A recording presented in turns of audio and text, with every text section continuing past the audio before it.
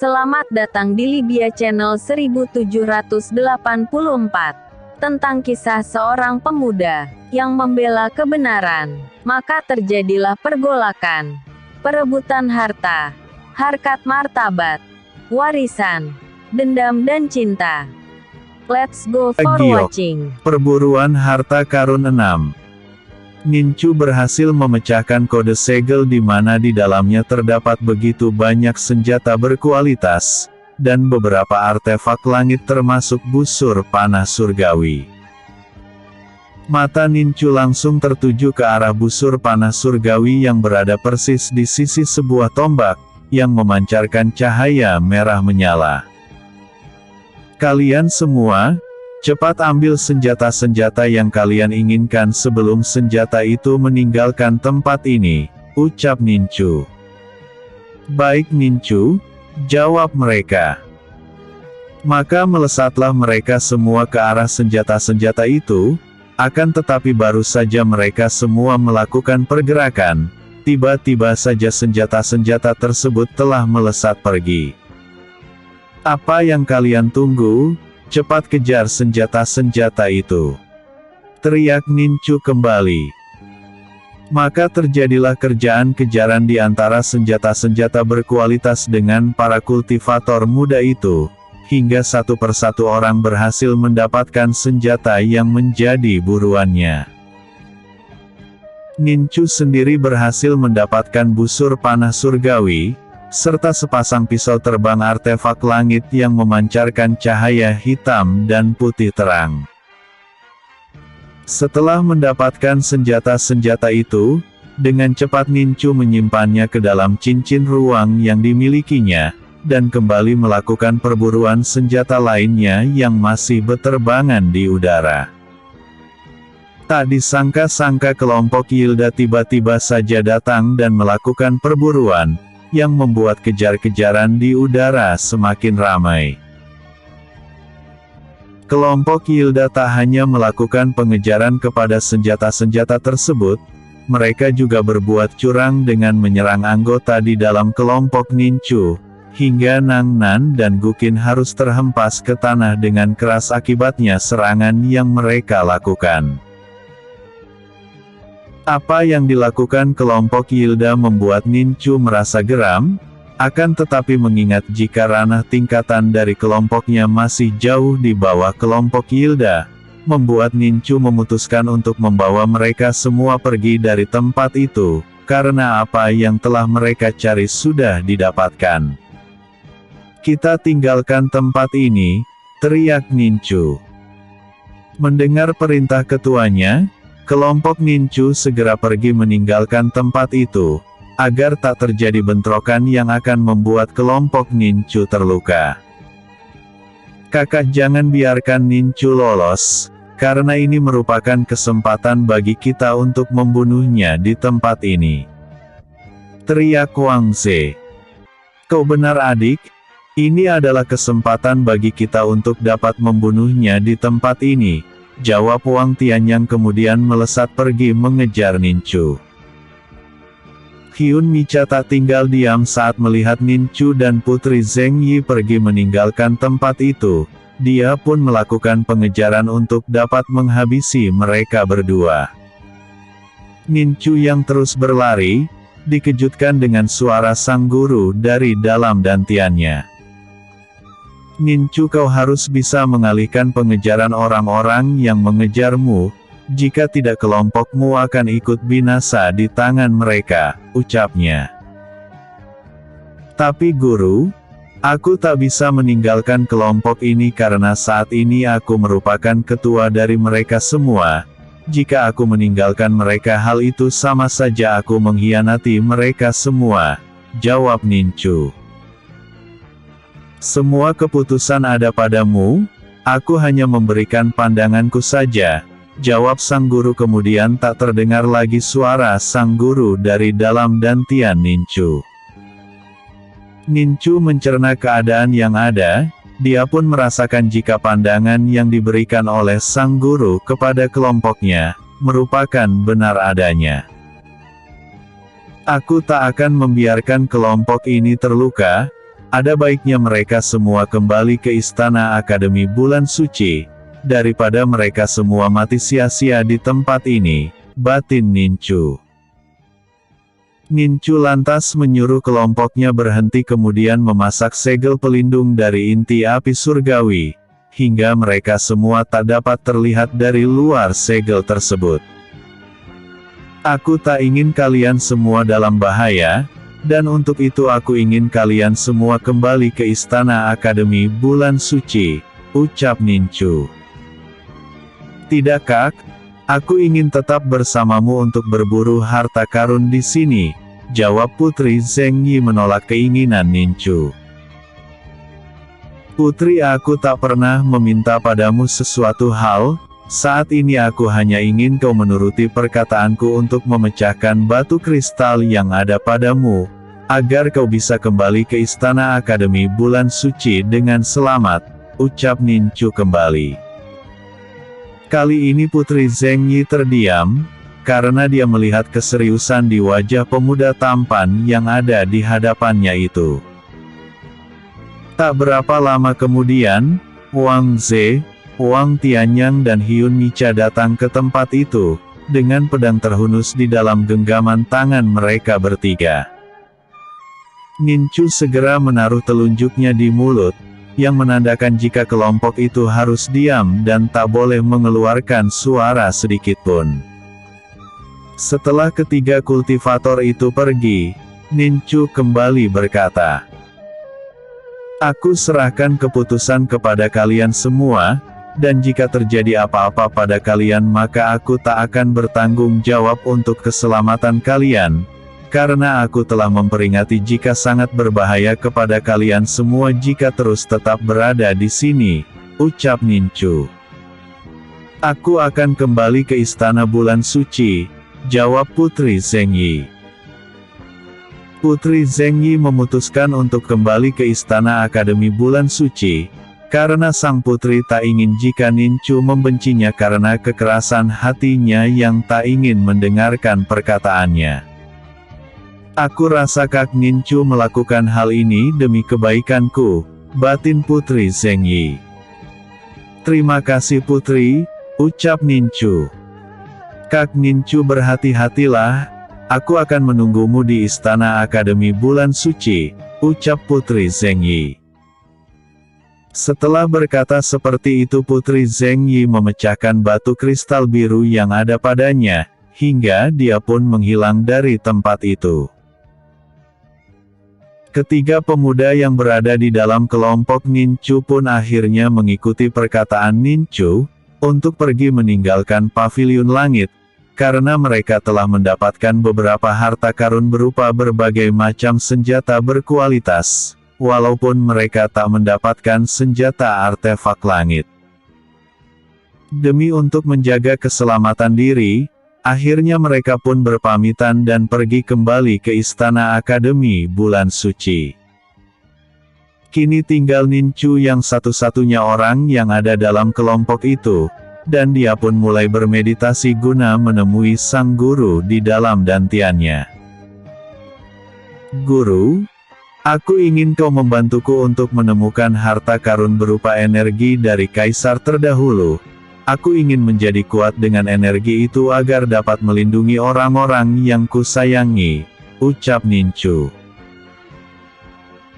Nincu, untuk menuju ke tempat di mana harta karun kaisar terdulu, kau akan menemui berbagai macam rintangan termasuk ilusi yang tentunya dapat membahayakan nyawamu.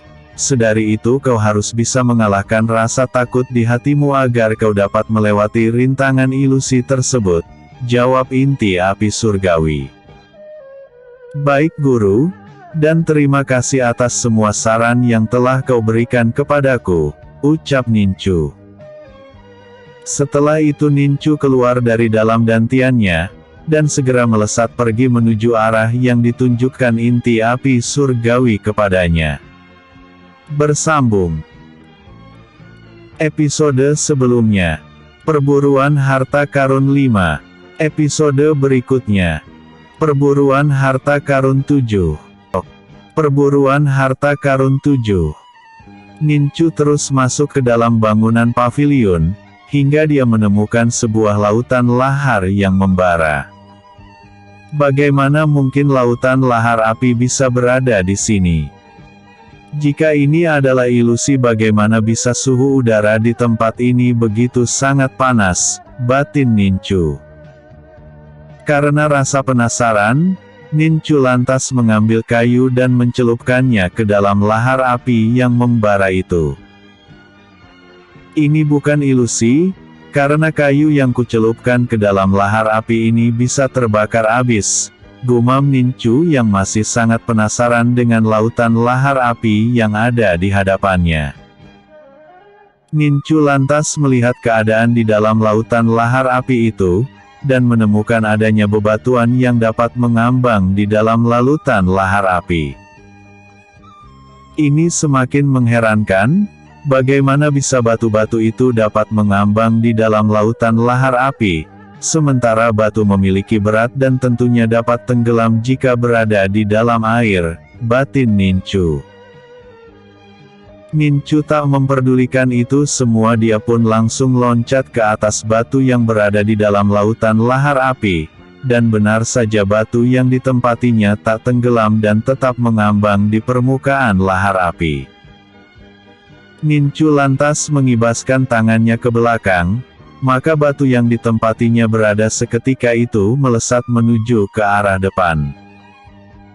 Tiba-tiba Nincu merasakan adanya pergerakan di dalam air, hal itu membuat Nincu langsung memasang kewaspadaan tingkat tinggi. Tak mungkin ada makhluk hidup di dalam lautan lahar api ini, tapi mengapa ada pergerakan makhluk hidup di dalamnya? Batin Nincu bertanya-tanya. Rasa penasaran Nincu akhirnya terbukti. Saat ini di hadapannya telah menghadang ular piton raksasa, yang di seluruh tubuhnya memancarkan cahaya berwarna merah. Jika ini bukan ilusi maka matilah aku, tak mungkin aku dapat menghadapi ular piton raksasa itu di dalam lautan lahar api ini, batin Nincu. Ular piton raksasa seketika itu menyerang ke arah Nincu, sehingga membuat batu yang dipijak Nincu hancur berkeping-keping. Nincu yang melompat ke udara tak bisa berbuat apa-apa saat ular itu berhasil menelannya, dan membawa Nincu masuk ke dasar lautan lahar api. Nincu menancapkan dua pisau terbang artefak langit di mulut ular piton raksasa, sebagai alat untuk berpegangan agar dirinya tak masuk ke dalam perut ular piton raksasa. Nincu lalu membungkus tubuhnya dengan api inti surgawi agar suhu panas di sekitarnya dapat diredam.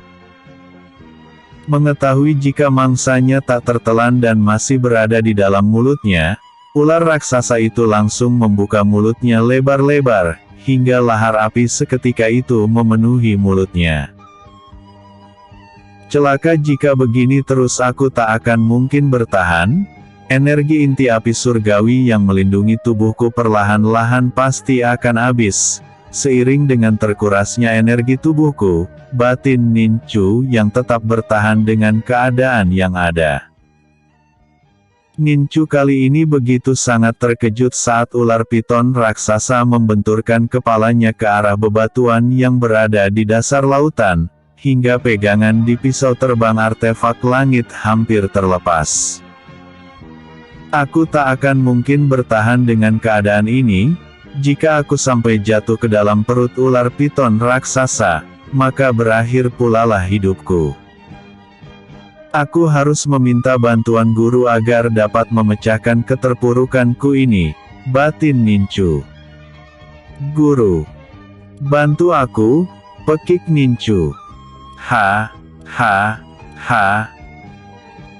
Sudah kukatakan padamu Nincu, jika tempat yang kau tuju banyak terdapat ilusi seperti yang kau alami saat ini, jika rasa ragu dan ketakutan terus membayangimu maka sebentar lagi kau akan mati terbakar oleh lahar api ini, jawab inti api surgawi. Kemudian suara inti api surgawi itu pun lenyap seketika.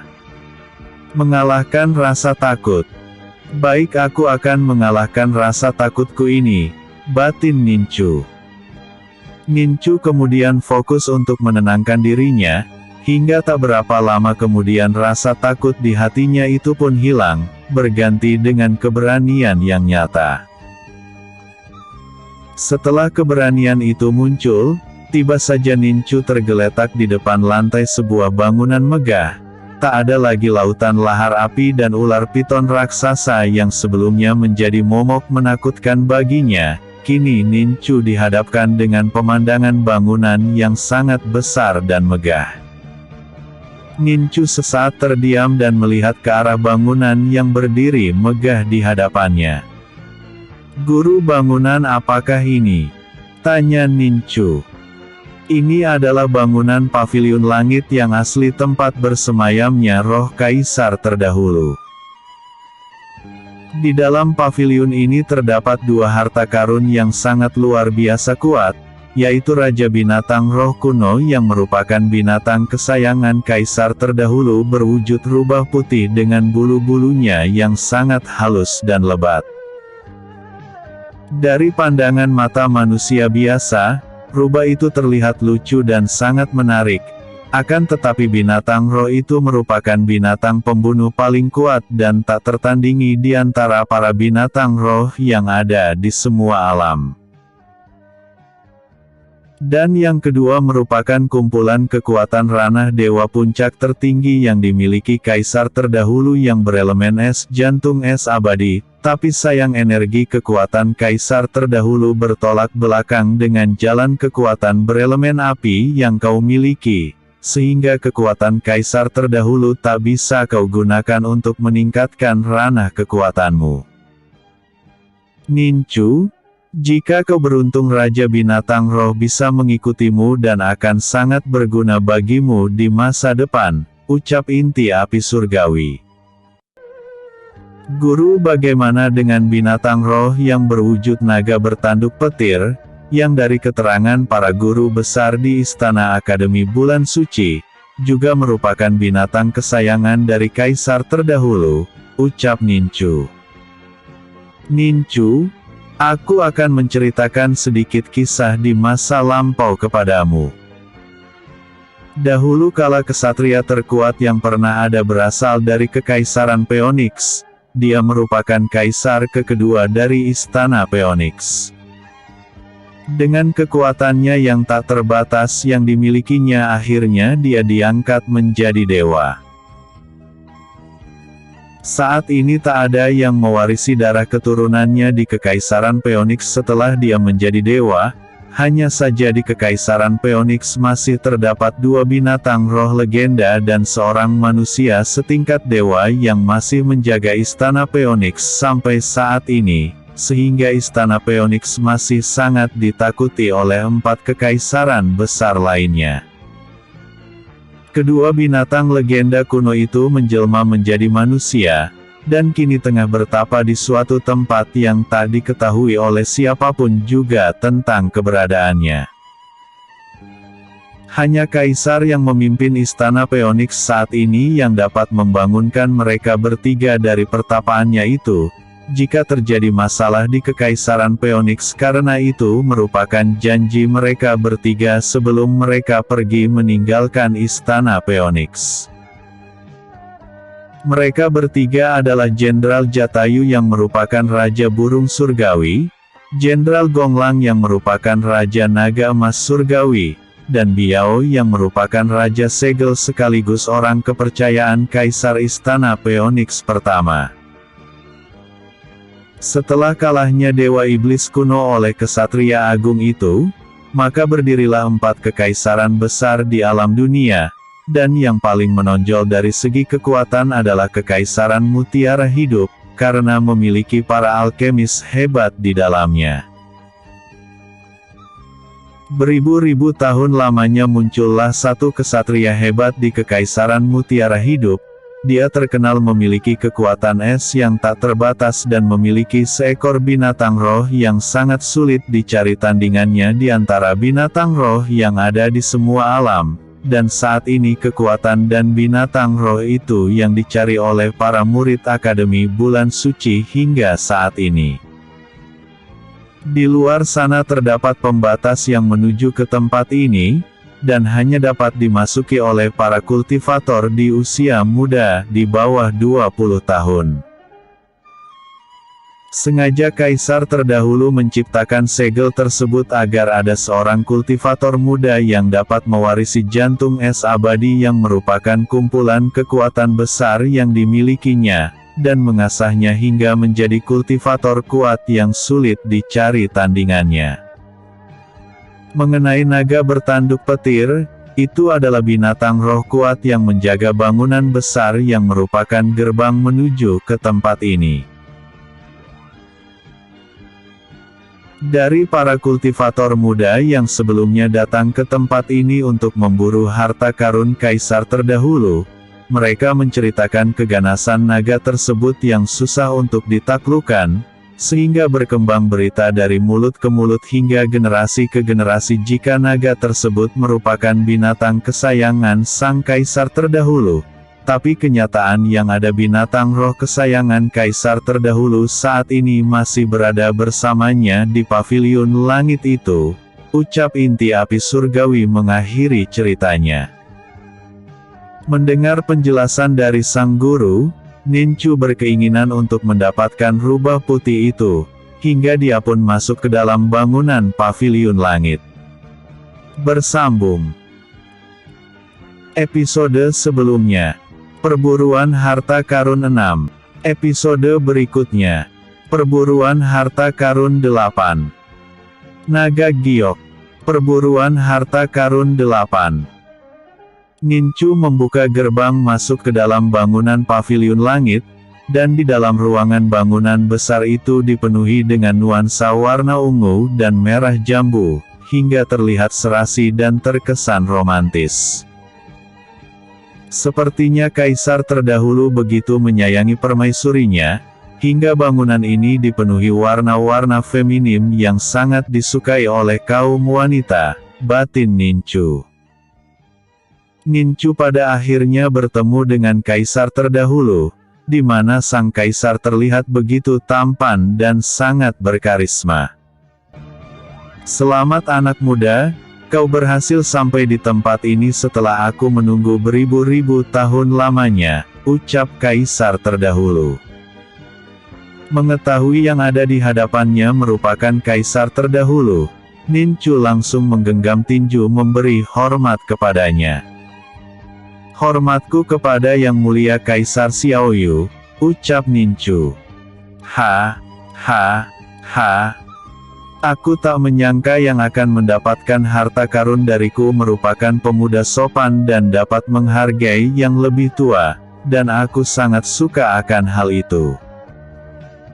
Tiba-tiba saja seekor rubah putih datang ke arah Ninchu, dan dengan manja rubah itu menggesek-gesekkan kepalanya ke arah kaki Ninchu. Melihat tingkah rubah putih itu, Ninchu langsung meraihnya dan membawanya ke dalam gendongannya. Kau sangat beruntung Ninchu, rubah putih juga menyukaimu dan sedari itu aku akan menghadiahkan rubah putih itu kepadamu. Jaga dan rawatlah dia baik-baik seperti aku merawatnya semasa hidup. Ucap kaisar terdahulu. Terima kasih yang mulia. Aku akan merawatnya dengan baik dan akan menjadikannya sahabatku, jawab Ninchu. Namanya Yieng, dan mulai sekarang kau bisa memanggilnya dengan nama itu. Ninchu teteskan darahmu ke atas kening Yieng agar dia mengakuimu sebagai tuannya yang baru, yang akan selalu setia padamu, perintah kaisar terdahulu. Baik yang mulia, ucap Ninchu singkat. Ninchu tanpa ragu langsung menggigit jari telunjuknya, dan meneteskan darahnya ke atas kening Yieng yang memiliki simbol bulan sabit di sana. Seketika itu juga, dari dalam tubuh Yieng keluarlah cahaya putih terang yang menyilaukan mata, sehingga membuat rubah putih itu perlahan-lahan memudar dan masuk ke dalam dantian Ninchu. Ninchu, apakah kau membawa seorang wanita ke tempat ini? Tanya kaisar terdahulu. Nincu tak langsung menjawab perkataan Kaisar Xiaoyu, dia lebih mencernanya sebelum menjawab pertanyaan sang kaisar. Tak berapa lama kemudian Nincu melihat seorang wanita tengah berjalan masuk ke tempatnya berada. Dewi Giok, gumam Nincu. Nincu tak menyangka jika wanita berjuluk Dewi Giok itu bisa sampai ke paviliun langit. Karena tak ingin terjadi bentrok dengan sang dewi, Nincu memilih menyingkir dari tempat itu. Aku menginginkan jantung es abadi, dan kuharap kau tak menghalang-halangiku dalam mendapatkannya, ucap sang dewi. Silahkan jika kau menginginkan jantung es abadi itu, jawab Nincu kemudian menyingkir menjauh. Dewi Giok berjalan ke arah jantung es abadi. Setelah sampai ke tempat jantung es abadi berada, Dewi Giok segera menyerap kekuatan jantung es abadi yang berupa kelopak bunga teratai berwarna ungu. Bunga teratai berwarna ungu itu seketika masuk ke dalam tubuh Dewi Giok. Kemudian sang dewi menyerap esensi energi di dalam kelopak bunga teratai itu dengan kekuatan misterius dari sektenya. Sesaat Dewi Giok dapat menikmati esensi kekuatan besar yang ada di dalam tubuhnya, akan tetapi tiba-tiba seluruh tubuhnya seakan ingin meledak karena kekuatan jantung es abadi bergejolak dengan hebat, yang membuat Dewi Giok merasakan kesakitan yang teramat sangat hingga dia pun berlutut dan memegangi dadanya yang semakin sesak.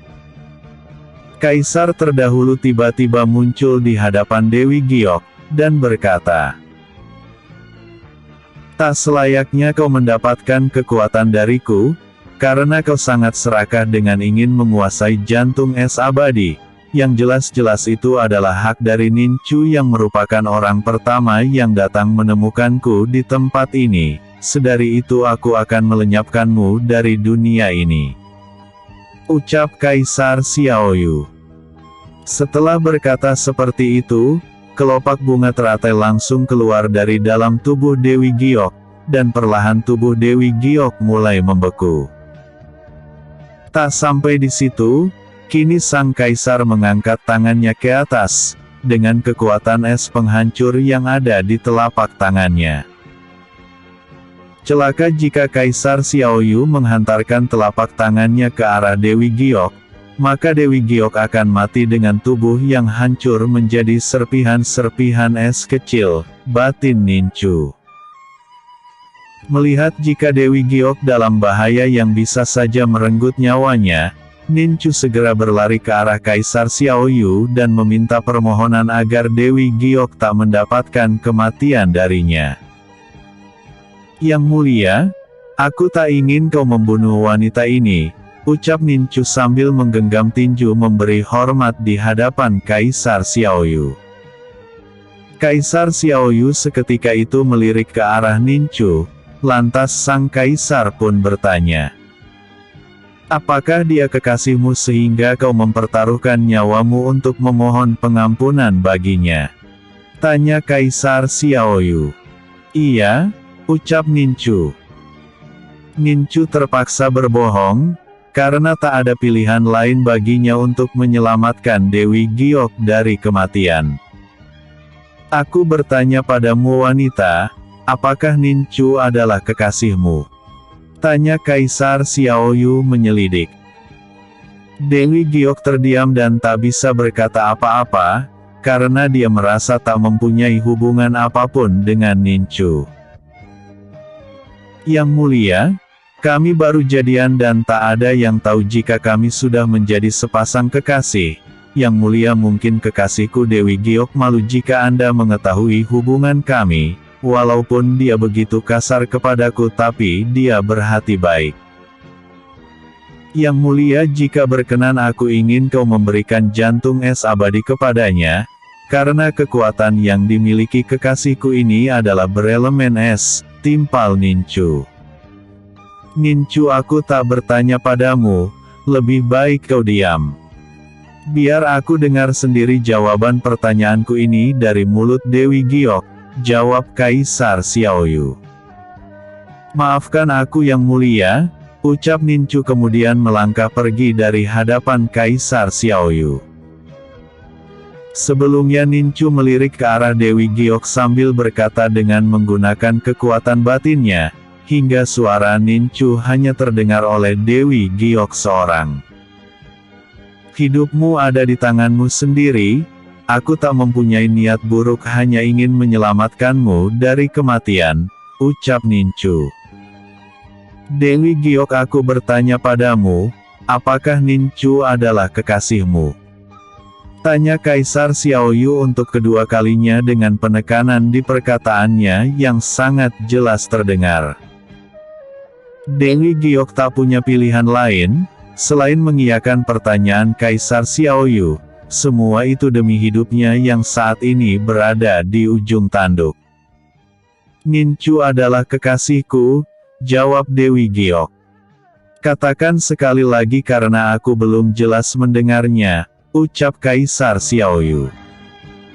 Nincu adalah kekasihku, jawab Dewi Giok untuk kedua kalinya.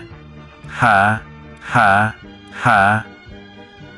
Kalian memang pasangan yang serasi, aku akan menjadikan kalian berdua sebagai seorang pasangan sejati layaknya diriku dahulu, hingga kalian berdua mampu menampilkan kepercayaan diri di hadapan orang banyak. Jika kalian berdua adalah seorang kekasih yang saling melengkapi satu dengan yang lainnya.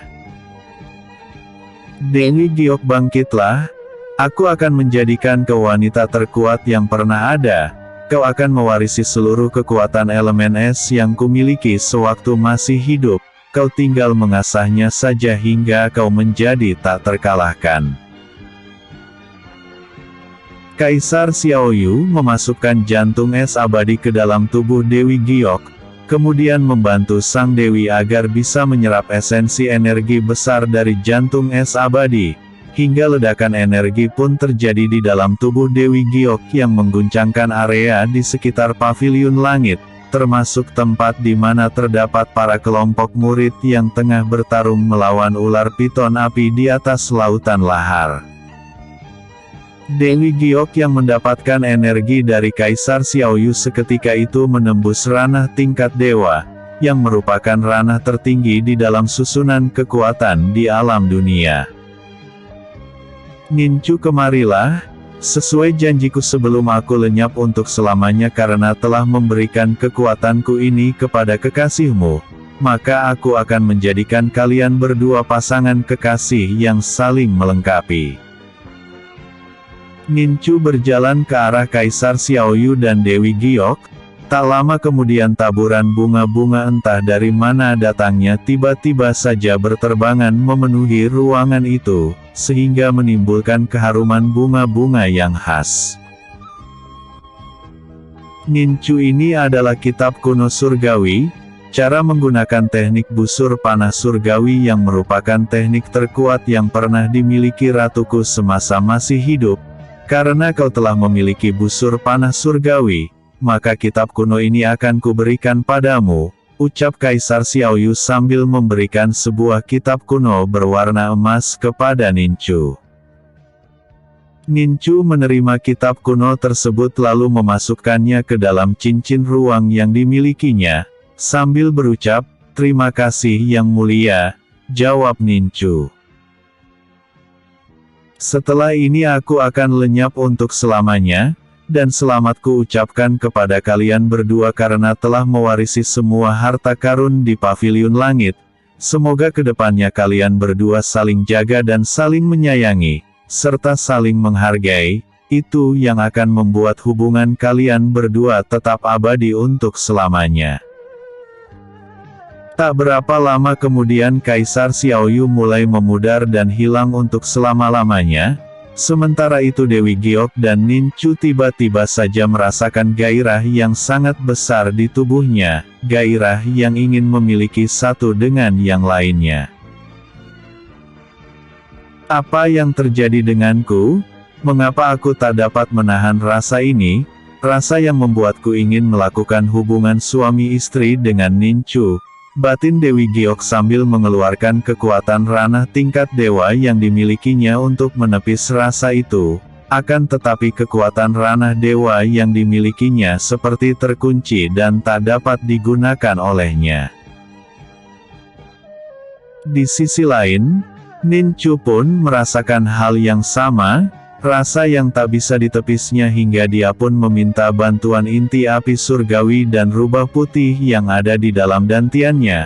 Akan tetapi kedua kekuatan besar yang ada di dalam dantiannya itu tak merespon panggilannya. Mereka seperti terkunci dari apapun yang berada di luar dantian Ninchu. Ninchu dan Putri Giok sama-sama tak bisa mengendalikan diri lagi. Cadar yang menutupi wajah Putri Giok pun tersingkap, maka tampaklah wajah cantik nan rupawan di balik cadar yang selama ini menutupi wajahnya. Ninchu terbuai dengan keindahan pesona sosok wanita cantik yang ada di hadapannya, yang membuat keduanya pun saling berciuman dengan hangat, hingga ciuman itu semakin lama semakin dalam hingga mereka berdua kesulitan untuk bernafas. Mereka berdua tak kuasa lagi menahan gairah yang ada, hingga tak terasa pakaian yang dikenakan oleh mereka berdua satu persatu terlepas dan berserakan di tanah. Ninchu merebahkan tubuh Putri Giok di atas tumpukan bunga-bunga yang berserakan, dan mulai menelusuri leher jenjang wanita muda itu sambil memberikan tanda merah di berbagai tempat sebagai tanda kepemilikan. Suara nafas yang memburu seketika itu mengisi kesunyian di dalam ruangan besar itu. Ninchu dengan gagah mulai melakukan tugasnya untuk menuntaskan segala hasrat yang ada. Bak seorang penunggang kuda, Ninchu terus memacu kudanya menaiki puncak pendakian gunung tertinggi. Gerakan yang dilakukan Ninchu begitu berirama, sehingga membuat Dewi Giok perlahan-lahan menikmati dan mulai mengimbangi apa yang dilakukan oleh Ninchu. Setelah beberapa waktu berlalu pekikan penuh kenikmatan keduanya seketika itu mewarnai kesunyian di dalam ruangan itu, hingga Ninchu pun terbaring letih di sisi Dewi Giok. Tak lama kemudian kesadaran mereka berdua kini telah pulih, dengan cepat keduanya menyambar pakaian mereka masing-masing dan memakainya. Ninchu tak bisa berkata apa-apa saat Dewi Giok mengarahkan pedang terhunus ke arahnya. "Kau telah menodaiku maka aku akan membunuhmu," ucap Dewi Giok dengan amarah membara di wajahnya. "Dewi, ini semua bukan kehendakku, aku tak bisa menepis gejolak itu walaupun aku berusaha untuk tetap melawannya.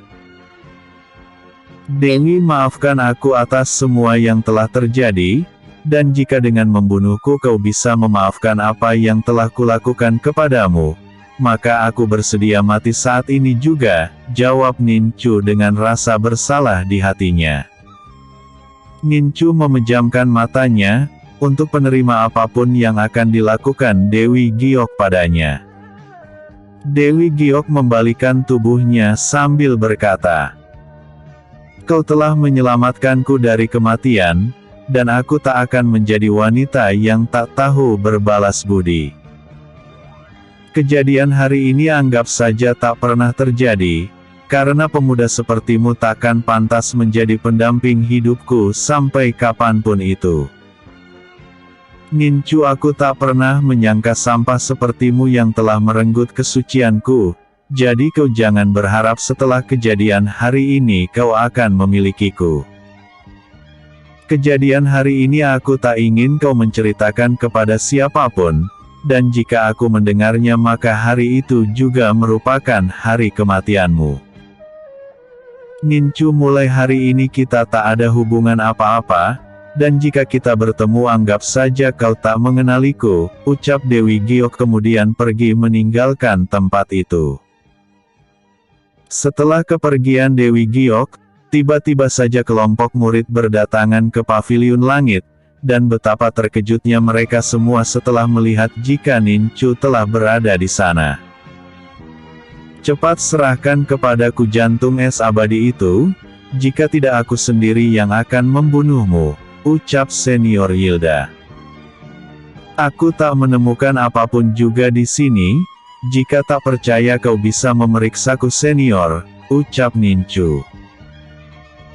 8 murid senior merasa jika memang Nincu tak mempunyai jantung es abadi, karena jika dia mempunyai jantung es abadi itu maka mereka semua yang berada di tempat itu bukanlah tandingannya. Senior, aku dan Nincu mempunyai masalah yang harus diselesaikan hari ini, dan masalah itu hanya bisa diselesaikan di tempat ini, ucap Wang Tianyang. Aku pun mempunyai masalah yang harus diselesaikan dengan Nincu, dan kuharap pada senior semua bisa memakluminya, ucap Hyun Micha dengan amarah yang membara di dadanya. Kedelapan senior mengetahui apa yang diinginkan oleh Wang Tianyang dan Hyun Micha, sehingga kedelapan senior itu pun pergi meninggalkan tempat itu dengan memecahkan kristal biru yang ada di tangannya. Kepergian kedelapan senior diikuti oleh para murid lainnya, dan kini yang tertinggal di tempat itu hanyalah para murid yang mempunyai masalah dengan Nincu di tempat itu. Sementara itu Putri Giok yang pergi meninggalkan Nincu, menghentikan langkahnya saat melihat adanya para murid baru dan murid senior yang memasuki paviliun langit. Dia sangat yakin jika para murid tersebut ingin mencari jantung es abadi yang kini telah diserapnya. Dewi Giok tersenyum saat melihat jika beberapa murid ranah suci tengah berselisih dengan Nincu yang menyebabkan mereka ingin membunuhnya, sehingga Dewi Giok sangat berharap jika mereka dapat membunuh Nincu. Karena dengan kematian pemuda itu tak akan ada yang pernah mengetahui rahasia yang pernah menjadi di paviliun langit antara dirinya dan Nincu. Kurasa kau tak akan bisa selamat dari mereka, karena tingkat kekuatan yang kau miliki tak sebanding dengan mereka bertiga, ucap Dewi Giok dengan senyuman di wajahnya. Dia pun memecahkan kristal biru kemudian menghilang dengan kelegaan di hatinya. Nincu kali ini dihadapkan dengan 3 kultivator kuat di hadapannya. Dia adalah Hyun Micha, Wang Ze dan Wang Tianyang, yang selama ini menginginkan kematiannya. Nincu, kau takkan bisa lari lagi dari tempat ini, karena tempat ini merupakan kuburan bagi dirimu, teriak Wang Ze.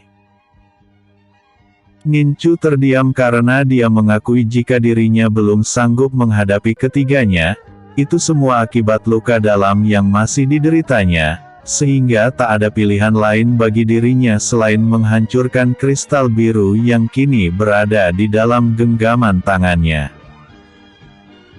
Hyun Micha yang mengetahui jika Nincu saat ini tengah menggenggam batu kristal biru agar dapat pergi dari paviliun langit, segera menghantamkan telapak tangannya yang mengandung kekuatan ranah suci, ke arah tangan Nincu yang memegang batu kristal biru. Serangan tiba-tiba dari Hyun Micha membuat batu kristal biru yang ada di tangan Nincu terlepas dan jatuh ke tanah. Dengan cepat Wang Ze meraih batu itu dan menghancurkannya ke dinding ruangan. Tak semudah itu kau akan pergi dari sini, dan sudah kukatakan di sini merupakan tempat kuburan bagimu, maka matilah kau, ucap Wang Ze dengan penekanan di perkataannya. Kalian memang lebih kuat dariku, tapi sayang sekali walaupun kalian memiliki kekuatan yang besar, tak akan mudah bagi kalian untuk membunuhku, jawab Nincu. Mendengar perkataan Nincu, membuat Wang Ze murka dan menyerang ke arah Nincu. Serangan Wang Ze dapat dihindari dengan mudah oleh Nincu, hingga pada akhirnya Nincu mengeluarkan pedang penguasa malam dari dalam tubuhnya. Wang Ze, tempat ini bukanlah kuburan bagiku, tapi merupakan kuburan bagimu, dan sudah waktunya kau mati di tanganku, ucap Nincu dan langsung menggunakan teknik pedang penguasa malam, 6 rasi bintang. Melihat Nincu akan menggunakan salah satu teknik terkuatnya, Wang Tianyang segera menyerang Nincu dengan pedangnya, Akan tetapi serangannya seketika itu terhenti saat melihat seekor rubah putih raksasa dengan 3 ekornya yang panjang telah menghadang langkahnya. Rubah putih ini bagaimana bisa berada di tempat seperti ini, dan mengapa dia sepertinya melindungi Nincu? Batin Wang Tianyang bertanya-tanya. Rubah putih seketika itu menyerang ke arah Wang Tianyang dengan ketiga ekornya, hingga membuat Wang Tianyang sangat kesulitan menghadapinya. Hyun Micha tak luput dari sarangan rubah putih berekor 3 tersebut, dengan menembakkan bola cahaya sebesar bola kaki ke arah Hyun Micha, membuat Hyun Micha harus menahan serangan itu dengan pedangnya yang dialiri kekuatan ranah tingkat suci. Ledakan yang terjadi membuat Hyun Micha terhempas menabrak dinding ruangan hingga hancur. Hyun Micha terduduk sambil memuntahkan darah segar dari mulutnya, yang menandakan jika saat ini dia telah terluka dalam cukup parah. Di tempat lain Nincu yang telah menggunakan teknik 6 rasi bintang ke arah Wang Ze, tak menyia-nyiakan kesempatan itu. Dia pun melakukan pembantaian hingga membuat tubuh Wang Ze terpotong-potong di berbagai tempat. Wang Tianyang yang tengah bertarung melawan rubah putih berekor 3, tak bisa berkata apa-apa saat melihat tubuh adiknya telah terpotong-potong. Dia tak percaya jika Wang Tianyang akan mati dengan cara sesadis itu. Nincu, kau telah membunuh adikku, maka mulai hari ini kau adalah musuh abadiku, gumam Wang Tianyang, dan dengan cepat dia pun melesat ke arah Hyun Micha. Sesaat kemudian mereka berdua pun lenyap karena telah menghancurkan kristal biru yang ada pada mereka berdua. Nincu meraih cincin ruang yang dimiliki Wang Ze, dan mendapati kristal biru di dalamnya. Aku harus segera pergi dari tempat ini, sebelum mereka berdua mengatakan hal buruk mengenai diriku kepada para guru besar di Istana Bulan Suci, batin Nincu. Nincu meraih rubah putih yang telah berubah wujud kembali ke asalnya, dan membawa rubah putih itu ke dalam gendongannya. Kemudian Nincu memecahkan kristal biru hingga dia pun kini berada di Istana Bulan Suci. Di Istana Bulan Suci, Wang Tianyang mengatakan kepada guru besar yang ada jika Nincu telah membunuh adiknya, dan melukai Hyun Micha hingga terluka parah. Apakah benar kau telah melakukan hal itu, Nincu? Tanya kepala akademi. Aku memang telah membunuhnya, daripada aku sendiri yang akan mati di tangan mereka bertiga. Mengenai Hyun Micha, aku tak melukainya. Mana mungkin aku yang berada di ranah alam mampu mengalahkan Hyun Micha yang berada di ranah suci, jawab Nincu. Benar ketua, kami menjadi saksi bagaimana Wang Ze, Wang Tianyang dan Hyun Micha memburu kami semua untuk dibunuh, sehingga kami berempat lebih cepat kembali ke akademi untuk menyelamatkan diri, ucap Nang Nan yang dibenarkan perkataannya oleh Putri Zheng Yi, Guqin dan Jingqi. Wang Tianyang, apakah yang dikatakan Nang Nan benar adanya? Tanya kepala akademi. Wang Tianyang tak bisa berkata apa-apa saat kepala akademi bertanya kepadanya mengenai kebenaran itu. Dia hanya diam untuk memikirkan cara menjawab pertanyaan ketua akademi.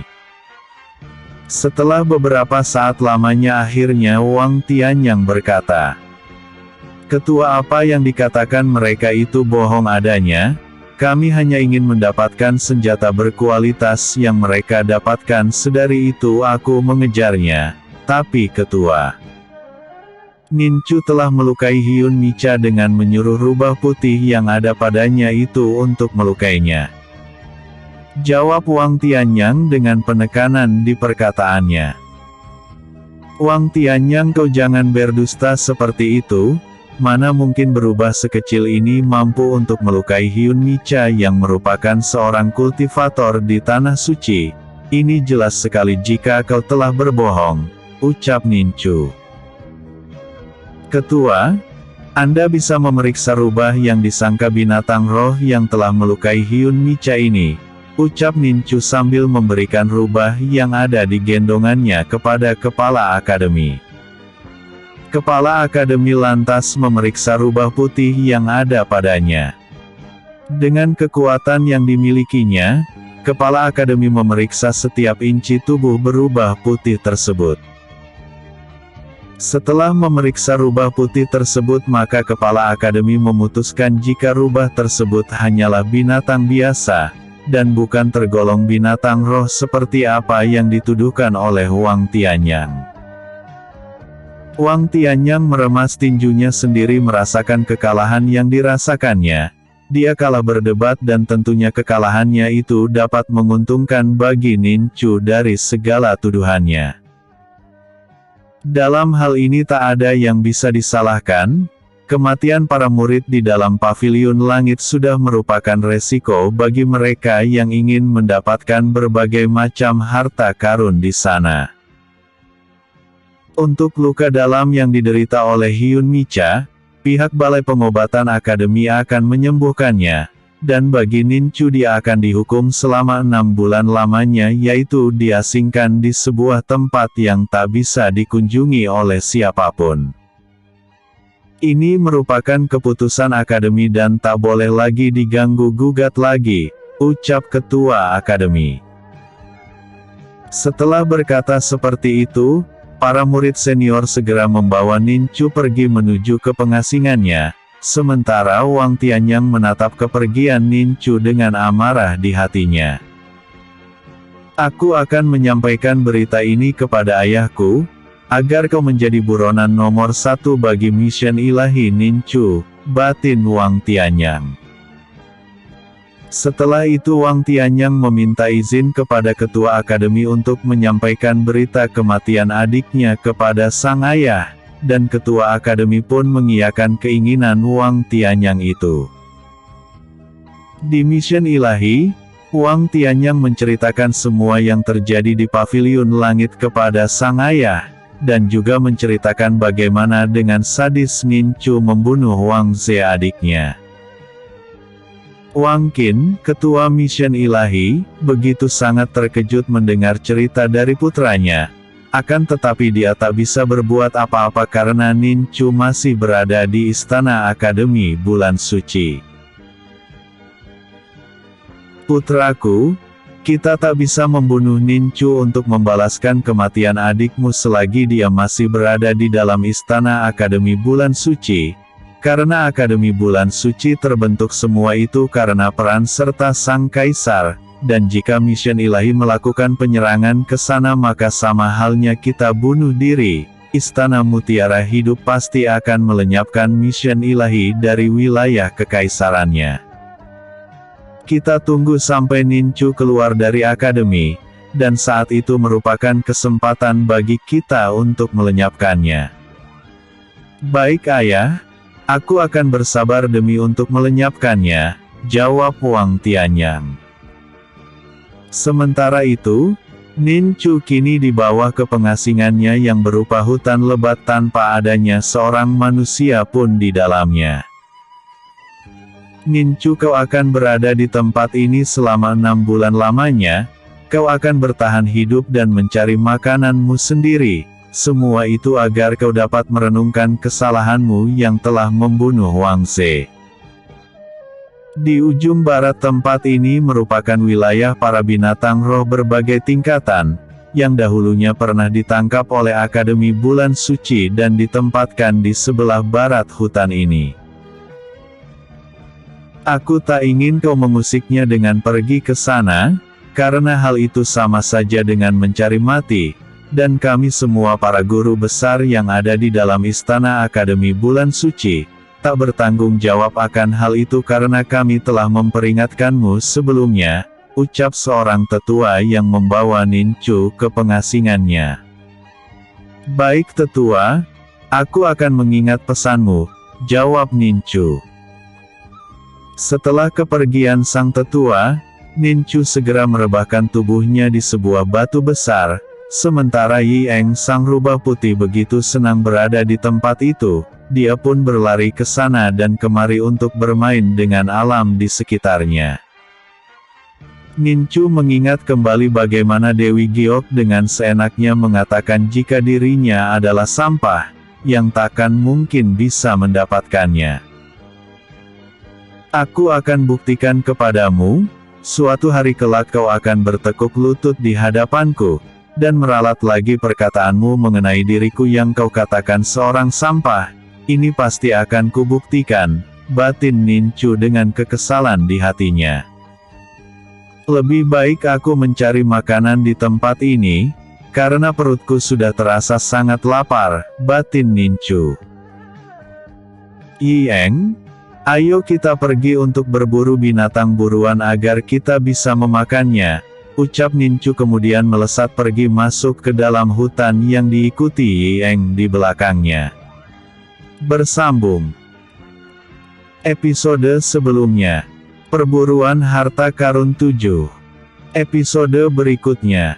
Menemui Nincu. Naga Giok menemui Nincu. Seharian mencari binatang buruan, tak satu pun yang dapat ditemukan oleh Nincu di dalam hutan itu, sehingga membuat Nincu sangat kesal sendiri. Mengapa hewan buruan tak satu pun yang bisa kutemukan di dalam hutan ini? Aku sudah sangat lapar tapi tak ada yang bisa kumakan, batin Nincu. Nincu melirik ke arah Yieng yang tengah duduk di hadapannya. Ada keinginan Nincu untuk mengerjai binatang roh rubah putih itu, untuk sekedar menghibur dirinya yang tengah kesal. Yieng, aku sudah sangat lapar, sepertinya dagingmu enak untuk dimakan, canda Nincu. Perkataan Nincu sontak saja membuat rumah putih itu menjadi sangat terkejut, hingga dia pun berlari kencang saat Nincu mulai mengejarnya. Rasa lapar seketika itu berganti dengan keceriaan, yang membuat suasana hutan menjadi semarak oleh gelak tawa Nincu. Yieng, sepertinya ada manusia datang ke tempat ini, bisik Nincu. Yieng yang tadinya berlari, kini menghentikan larinya dan mengendap-endap seperti apa yang dilakukan oleh Nincu. Kak Nincu! Kak Nincu! Teriak suara seorang wanita yang memanggil nama Nincu. Putri Zhengyi, bagaimana mungkin dia berada di sini? Tanya Nincu dalam hati. Dengan cepat Nincu mendatangi Putri Zhengyi yang masih kebingungan mencarinya. Putri, bagaimana kau bisa datang ke tempat ini? Tanya Nincu.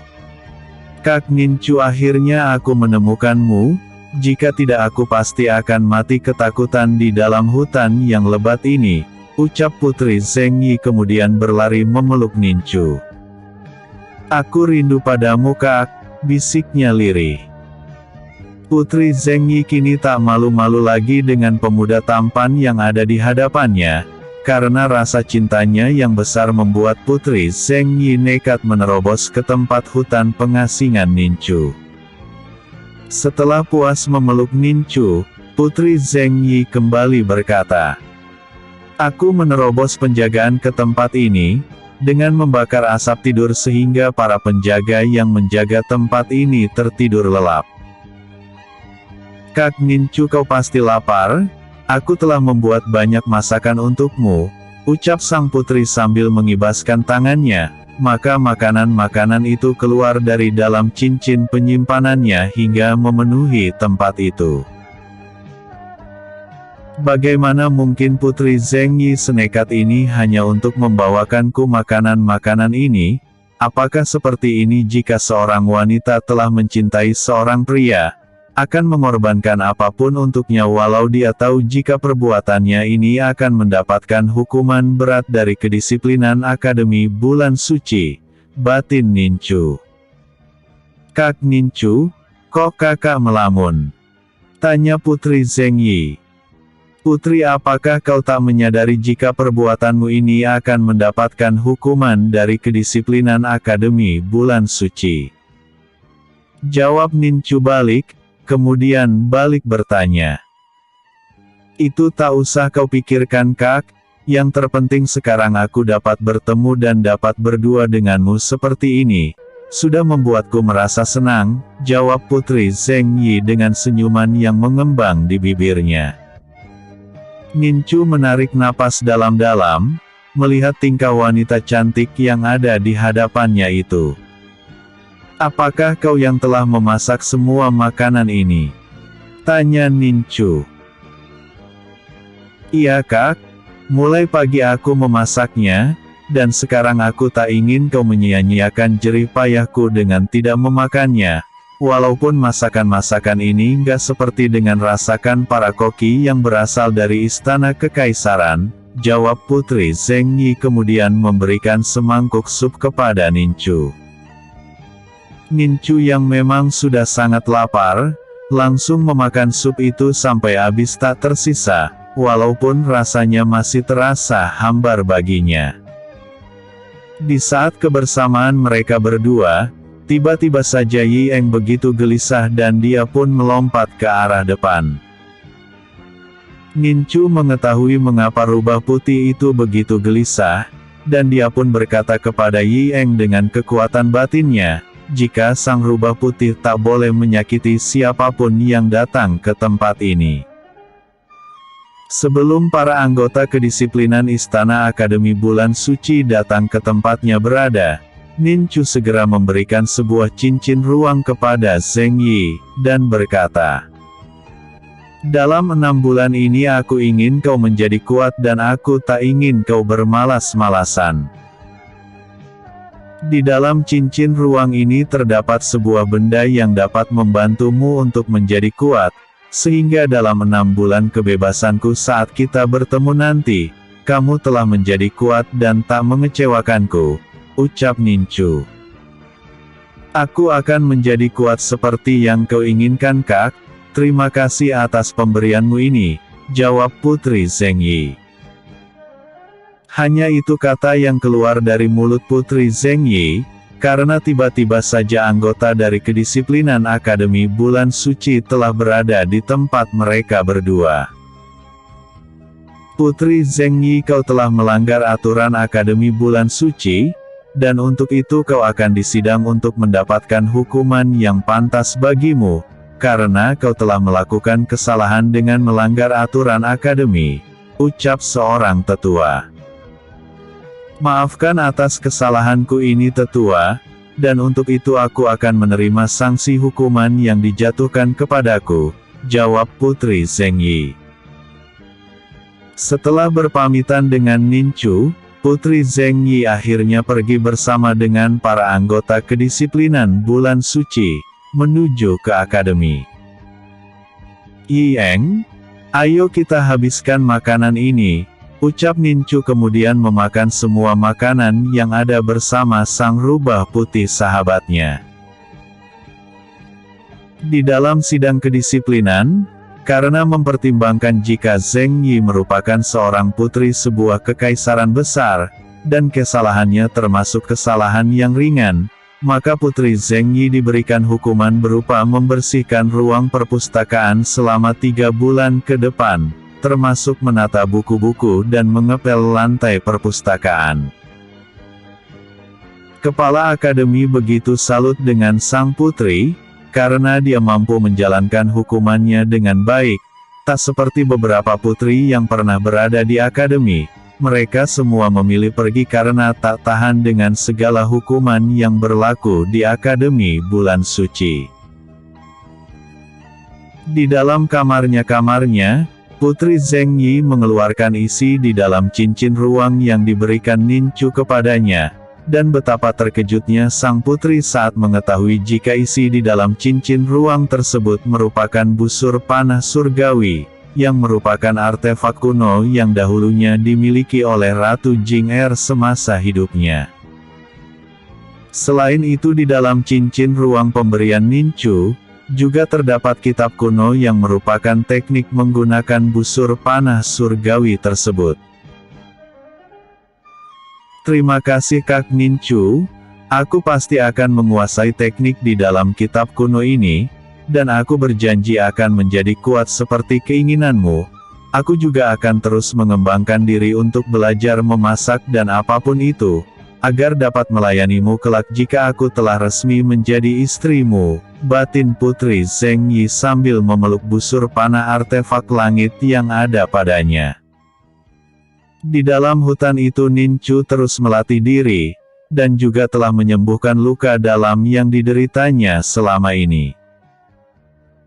Karena rasa bosan setelah 1 bulan berada di dalam hutan itu, Nin Chu pada akhirnya ingin pergi ke tempat di mana banyak terdapat binatang roh berbagai tingkat, yang sebelumnya dikatakan ketua kedisiplinan akademi kepadanya.